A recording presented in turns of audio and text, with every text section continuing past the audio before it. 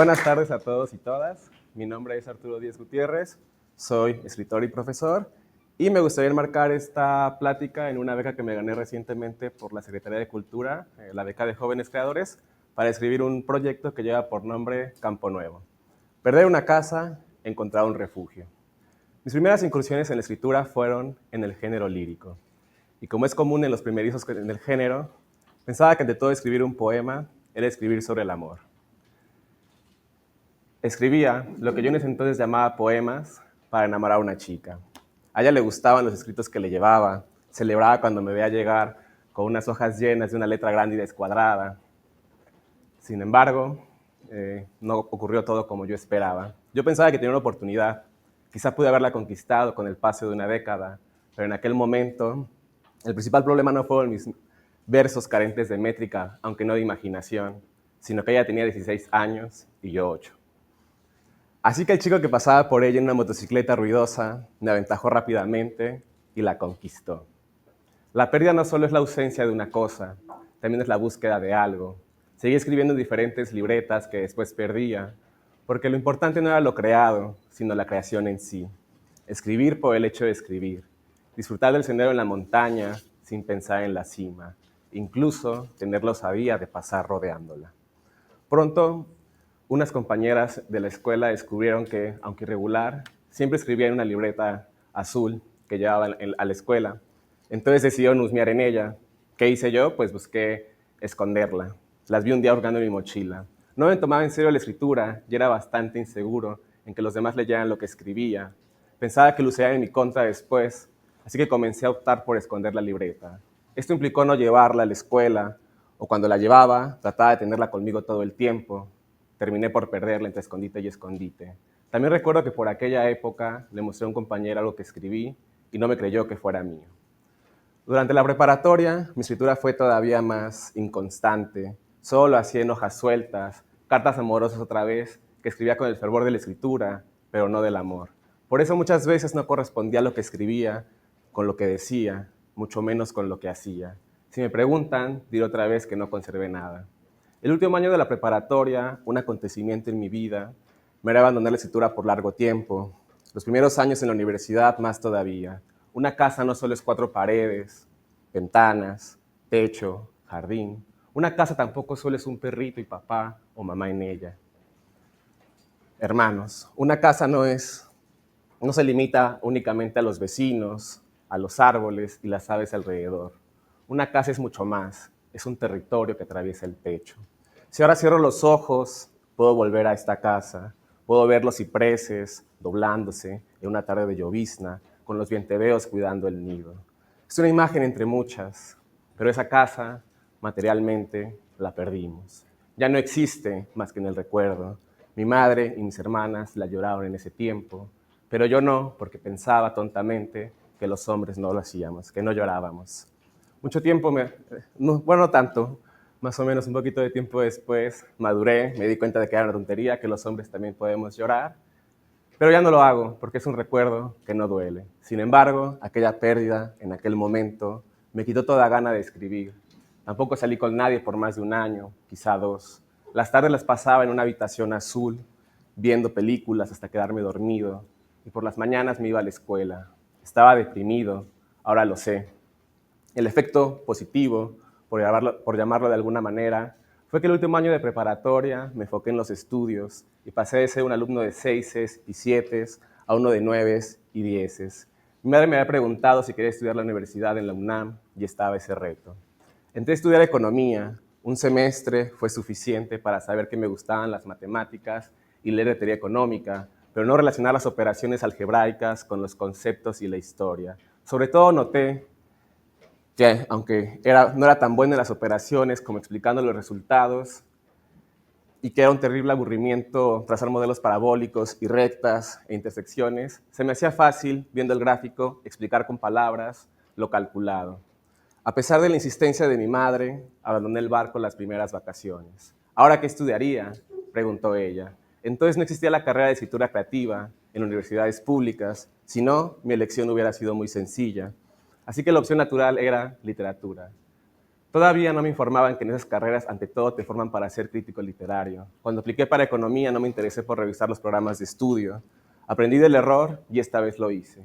Los programas implicaban un montón de lecturas y me espanté, porque hasta ahora no es gratuito que he hablado de escritura, pero no de lectura. A diferencia de muchos escritores y escritoras que refieren a haber leído desde muy pequeños obras como Las Mil y Una Noches, El Quijote o La Odisea, y entonces tener la epifanía de la vocación, yo en mi infancia y adolescencia leí muy poco. Quería ser escritor y sin embargo no leía. Es como querer ser compositor, pero no escuchar música. Así que no me atreví a dar el salto a la carrera de literatura.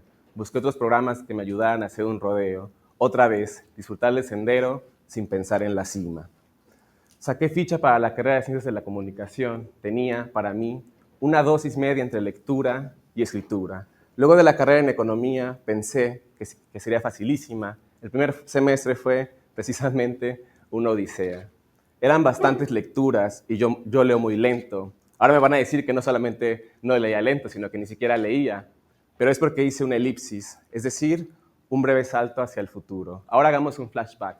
Cuando gané la carrera de Economía, mi madre me dijo que en la casa no iba a estar sin hacer nada, así que tendría que buscar un trabajo, pero en mi mente rumiaba ya el pensamiento. ¿Cómo voy a escribir si no leo? Había lecturas escolares que disfruté, por supuesto, como El Lazarillo de Tormes, El Diablo en México, y mi predilecta por su final cómico y trágico, El Principio del Placer, la primera narración que leí en verdad y disfruté, porque descubrí que alguien se sentía como yo, el personaje de José Emilio Pacheco. No obstante, en sentido estricto, yo todavía no tenía el hábito de la lectura. Lo seguía viendo como una obligación y entre los promotores de la lectura ya se sabe que el verdadero hábito viene cuando la lectura se roba, se busca, se descubre el placer para nada oculto entre las páginas, siempre visible, paladeable incluso, sensible a los dedos. Escribir sin leer es un imposible, pensé. Así que hice el cambio, así que hice el camino al revés, al común de los escritores. Pasé de la escritura a la lectura. Tras la mudanza de casa, los libros de literatura de mi madre habían terminado en unas cajas amontonadas junto con otras cosas en una bodega plagada de humedad. Me ponía cubrebocas, guantes de plástico y me senté en la isla del tesoro haciendo hallazgos entre libros de pedagogía, tesis, engargolados de oficina y álbumes familiares. El viejo y el mar, Frankenstein, narraciones extraordinarias, 12 cuentos peregrinos, por mencionar algunas joyas literarias que recomiendo a cualquier edad. Puesto en la lectura, se me complicó escribir. No por el terror de las influencias, sino porque la pasaba mejor leyendo. Sigue siendo así, puedo estar sin escribir un tiempo, pero no sin leer literatura. No obstante, el momento epifánico llegaría, no sé si con demora, a los 18. Lo he descubierto en la Isla del Tesoro y también llegaría a mí de manos de mi padre a manera de regalo. 100 años de soledad de Gabriel García Márquez. Me costó al principio demasiados nombres y palabras que desconocía, una manera diferente de narrar, un mundo totalmente inventado, imaginario. Pero cuando me quejaba con mi madre del libro, quien, por supuesto, al verme leer todas las tardes ya se había olvidado por completo de que trabajara, me animaba a seguir. Y hubo un momento en que la lectura fluyó como un río en una tarde lluviosa. Lo acabé y me dije, sé que no podré escribir algo como esto, pero sé que quiero escribir. Sin embargo, el primer semestre en la carrera de Ciencias de la Comunicación, que visualicé como sencillísimo, fue todo lo contrario. Demasiadas lecturas, algunas complicadas, y leía todavía más lento porque otras me parecían aburridísimas, buenas para el sueño, quizá. Pero sentía la obligación de terminarlas. Entonces pensé, no tengo tiempo de leer otras cosas, mucho menos de escribir. Sentía el pecho inflarse y desinflarse, inflarse y desinflarse. Pero el aire no circulaba por mi cuerpo, el oxígeno no llegaba a mis pulmones y me asfixiaba. Sentía los párpados temblarme terriblemente, el miedo a no alcanzar el sueño durante la noche, el terror al viaje de Ciudad de México a Jalapa porque iba a tener que estar sin moverme. Un amigo, preocupado por mí, fue quien me recomendó ir al psicólogo. La universidad ofrecía el servicio gratuito, me dijo. La terapia ayudó bastante, sobre todo porque el terapeuta hizo las preguntas adecuadas. Se dio cuenta de que el principal cambio en mi vida, además de la nostalgia por haber dejado mi ciudad, era que había dejado de escribir. Comenzó a dejarme breves ejercicios de escritura. Terminaba con la frase siempre, no tiene que ser mucho y solo si tienes tiempo. 5 minutos se convertían en 10, en 30, el ejercicio derivaba en otros que hacía para mí. Encontré atajos para las lecturas universitarias al hacer notas en los márgenes de los textos, subrayar con lápiz lo esencial y agradecí a la soledad tras mis incursiones en la biblioteca central, donde el libro que descubría como de mi interés casi siempre estaba en el catálogo. Cortázar, Quiroga, Fitzgerald, Rulfo, Salinger. Había perdido 2 casas para entonces, sin embargo, había encontrado un refugio. Uno con la importante peculiaridad que podía llevarlo a todas partes, que nunca me dejaba si lo guardaba conmigo y lo comparto con ustedes, la literatura. Leer más que escribir. La literatura es un sueño en constante cambio. Ningún libro es igual, porque cada lectura tú eres diferente. Por ejemplo, la primera vez que leí El perseguidor de Cortázar, no lo disfruté. 10 años después me volví a encontrar con él por una tarea en la maestría, y aquel deber fue el mayor placer de esa tarde. Esto lo estoy tocando mañana, dice Johnny Carter, el protagonista. Leer sin escribir a veces es mi pasatiempo preferido. Otras, caminar hacia ninguna parte, solo en mis pensamientos. Y a veces, una mañana, una tarde, surge la compulsión. Esto lo estoy escribiendo ahora. La literatura es un refugio movible, la necesidad de construir y habitar un espacio, descubrir qué quieres y no que te digan lo que debes querer. La literatura me hizo descubrir que no quería trabajar por un sueldo, sino recibir un sueldo por hacer lo que me apasiona. Víctor Frankl le atribuye a Friedrich Nietzsche la siguiente frase: aquel que tiene un porqué para vivir puede soportar casi cualquier cómo. La literatura no es mi porqué, pero me ayudó a descubrirlo. 3 palabras: ampliar la experiencia. ¿Cómo? Leyendo, escribiendo, caminando, por decir algunos ejemplos. Parafraseando a Paul Auster, escritor norteamericano, escribir no me alivia, pero es mucho peor cuando no lo hago.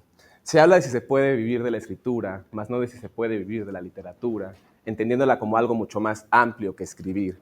Mejor como contar historias, compartir experiencias, imaginar otros mundos, y en ese sentido vivo de ella. Me pagan por leer, dar clases, contar historias. También ahora se combate la idea de que la literatura nos hace más inteligentes o mejores personas. Se la refuta y estoy de acuerdo. La literatura per se no nos hace mejores personas, pero nos ayuda a decidir con mayor conciencia quién queremos ser. Abre el abanico, expande el universo. Y es obvio, la literatura es mucho más. Antes tenía miedo de que leyeran lo que escribo, hoy no. No porque haya perdido la cobardía, sino porque aprendí a ser valiente. Antes no entendía de qué hablaban cuando decían que un libro es honesto. Ahora lo entiendo, es cuando quien escribe no tiene miedo a mostrar las heridas, los errores, abrirse a la vulnerabilidad. Escribir es un acto de valentía. Hace poco un estudiante me dijo que quería cambiar la materia de creación literaria por la de deporte. Su argumento, que la asignatura le quedaba chica. A simple vista parecía que escribir o leer se le hacía muy sencillo, mientras que el deporte le implicaba mayores retos. Al hablar un poco más con él, comprendí que era un problema de lenguaje y no era eso lo que quería decir, sino que simplemente creía que el fútbol era más divertido. Sin embargo, conservé la expresión, que algo nos quede chico. Sobre todo, constantemente, no somos. La vida es breve. La literatura es la invitación permanente a imaginar otros mundos, a habitarlos, a ampliar la experiencia, porque a veces una vida, un mundo, nos queda demasiado chico.